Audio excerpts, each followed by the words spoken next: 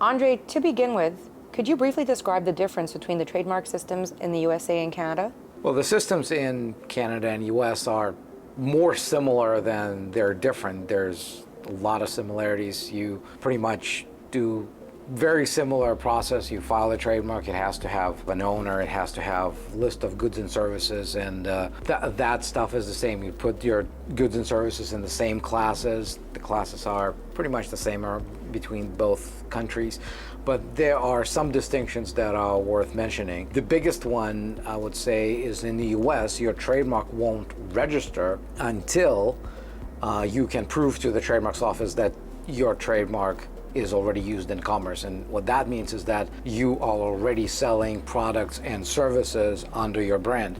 In Canada, it's not the case anymore. You just file your trademark. They don't care whether you're using it or you're not using it at the time of filing, and it will get registered. So again, the important thing here to realize is that in the US, you can still file your trademark before you start selling products and services under your brand, but after the trademarks office says, yes, it's okay, we like your trademark, you will still have to show them the use. It's called an intent to use trademark, which gets registered after you've provided them, either it's photos or PDFs, things like that, just showing that, yeah, you're starting to sell your products and services under that brand. The other distinction would be that the way they calculate the government fees is different. So in the US, it's a flat $350 per class, regardless of whether you do one class or 27 classes, right? You just multiply 350 by the number of classes. In Canada, they go with a different system, so that you pay $300-something for the first class and then $100-something for each class after that. And the reason I'm bringing up the something is because they keep changing the numbers. They just add 2% to the government fee every year. So now the numbers are ridiculous because there's cents in them. Nobody can remember this. It's like $103.87 one year, and then it's $105.47. It's so ridiculous, but that's how they do it, and that's another difference. These would be the two biggest differences. Actually, no, there's a third one. The third one is that US is a lot more relaxed in terms of descriptive marks. So with Canada, if the trademarks office thinks that your trademark is merely descriptive, basically that it describes a feature or character, if your brand describes a feature or characteristic of your products and services, like for example, if you do cold, if you want to trademark cold for ice cream or something like that, right? Or black and white for pencils. The Canadian Trademarks Office is going to say, no, you're not going to get it. In the US, they're still going to say no for the principal register, but you will have an opportunity to register that same trademark in what's called the supplemental register, which is a good backup plan for those brands that are not quite there, that aren't quite that distinctive to merit registration on the principal register, but it might go on the supplemental register. So these three big ones, I would say, are the most important ones to know. From your perspective, what are some key factors that determine the ease of obtaining a trademark in both countries? So having said that, in both countries, there are considerations you need to take into account to know to maximize the chances of your trademark going through. And really all of that boils down to how well you've researched your trademark, how well you've researched the viability of your trademark, because in the US, the whole process takes about a year and a half. With the first 9 months, you just sit there and wait for the trademarks office to get back to you and say, everything is good with your application or there's a problem. In Canada, it's even worse. It's about 48 months now for the whole process. So you sit there for 3 years, maybe more, with zero feedback from the trademarks office. And when they do get back to you and say, well, there's a problem, right, that's the last thing you want. So The key factor of success here is to get someone who knows what they're doing to do two things. First is to do a proper comprehensive trademark search to confirm that what you want to trademark is even trademarkable. Because if it isn't, then you've just wasted a lot of money and a lot of time. And time is much worse here because, again, even in the best case scenario in the US, so you get 9 months, right? So you file your trademark, you're not going to just sit and wait for it to get registered. You're probably going to start making your products or rendering your services. You're going to start spending money on ads, packaging, things like that under your brand. And then they tell you, whoops, you can't have that, right? So you want to know that your brand is a no-go as soon as possible. So that's the first factor of success. And the second factor of success is actually getting someone who knows what they're doing to file your trademark application. Trademark application consists of multiple parts, right? One is the owner. You want to be clear who owns the trademark. Is that you as an individual? Is that your company? Is that your LLC?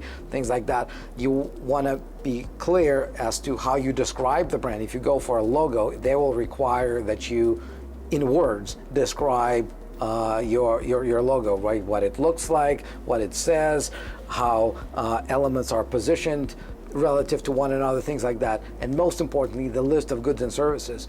If you mess that up, chances are not only will they get back to you with an office action, which means a letter that lists things that are that they don't like about your trademark application. The bigger problem here is that they can accept it, but your list might not really reflect what your trademark needs. So that requires that you get a consultation from someone who knows what they're doing, or better yet, just have them do it on your behalf. In your experience, which country, USA or Canada, tends to have a more streamlined process? And can you elaborate on why you believe this to be so? So the process in both Canada and US is relatively streamlined. The problem is with Canada right now, there's such a huge backlog. They just don't have enough people to examine your trademark application. That's why it takes so long. If you asked me this question 4 months ago, I would say US is way more streamlined because they had all of their documents between you and the trademarks office posted online. You could open any application on their portal and you'd see what they said, what you said, what they said, what you said for any trademark. In Canada, it used to all be done on paper. We would get literally stacks of those letters every week, and funny enough, we would scan them and then we would trash them, right? So Canadian Trademarks Office would waste lots of money on the envelopes, the stamps, and we would lose lots of money and time scanning that stuff back into a digital format. So finally, a couple of months ago, Canadian Trademarks Office switched to the electronic format, which made things a million times easier. So from there, really, it's all about the same. It's pretty much the same way with most countries. So I would say they're on par. Just in US, things don't take as long as they do in Canada. Can you share a case from your professional experience that highlights the contrast and difficulty between getting a trademark in USA and Canada? Well, we've had quite a few trademarks that did go through in one country and were refused in the other. And it's always a big dilemma for the brand owner, because not only are laws different, also they're being interpreted by humans, right? So sometimes it's a result of different laws, and sometimes it's a result of one examiner finding something that they could easily let through, but they didn't. So usually what happens is the US trademark can go on the supplemental register, and in Canada it will be denied. That's one possibility. Another type of clashes are previously filed trademarks. So if, for example, you file a trademark in both countries, and in Canada, where there are a lot less trademarks being filed every year, so in Canada it's about 70,000 trademarks a year, and in US they file about 700,000 trademarks every year. So let's say you file a trademark in Canada, there are no similar trademarks, it goes through, but in US somebody might have filed a similar trademark before you did, so it will be allowed in Canada and will be rejected in the US, so things like that. How have changes in the digital landscape affected the ease or difficulty of obtaining a trademark in both countries? So with the world going digital and global, we see a tremendous rise in the number of trademarks being filed and the speed at which this happens. Because before, when it was much harder for others to imitate your brand, you really didn't have to run to the trademarks office the day you started your business. Now it's not the case, because by the time you become successful, someone will have trademarked your brand already, right? And you just can't afford that. There have been so many cases when people would go to Kickstarter and try to, build their product, build their brand, and by the time their campaign was finished, someone in China would have filed all the trademarks and, pretty much kill the whole idea around it. They would not just file the trademarks, they would actually have a factory build lookalikes, and that's a problem, right? So with the world going global and going digital, really what you need to think about is look at what successful brands are doing, and what they're doing is they file their trademarks long before they launch, because that's the only way to be sure that you're going to end up owning what it is that you're planning to invest your time, money, and energy into. What role does international law play in the process of getting a trademark in the USA or Canada? Internationally, so the important thing to understand is that there's no such thing as a global trademark. Trademarks are done on a per country basis, and just like I said, your trademark can go through in one country and get rejected in the other country. There are mechanisms, there are international treaties that make it easier for you to file your trademark in lots of countries at the same time. There's Madrid Agreement, allows you to file one application, and then it will get sent to all of the national trademark offices around the world. It's not something everyone should do. Really, I think that the current system is badly outdated because it wasn't designed for a world this connected, the world this small, when once you launch your trademark in France, everyone knows about it, in the world pretty much within days, within months, right? So at some point, I think they will have to revisit how trademark system should work on the international basis. But right now we're dealing with, if you want to build a global brand, you'd have to file all of those trademarks, you'd have to go through the expense. So what we typically recommend that people do is filing your home country first. That's a must, right? Where you have your headquarters, start there.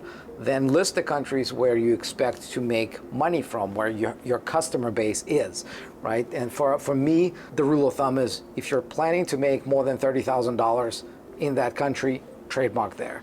Third layer is countries where you have expenses. So if you run ads to Australia and you spend, a few $1,000s a year there, trademark there just to be sure that you're protected. And lastly, if you make physical products, and then you import them from that country to where you sell them, make sure you trademark them in the country where you make stuff. So for example, let's say you make bikes in China and you sell them to North America. If you don't trademark that brand in China, someone else can. And even if you are not planning to sell anything to China, if someone trademarks your brand in China, you will not be able to export your own bikes out of China, because that will be considered infringement based on Chinese laws. Yeah, so really that's what Trademark Factory specializes in. Most trademarks we file are in US and Canada. So if you want to get your brand trademarked with a guaranteed result for a guaranteed budget, go to trademarkfactory.com and request your free call with one of our advisors. They'll help you get started, they'll answer all your questions, and that's how you will secure the legal ownership of your brand.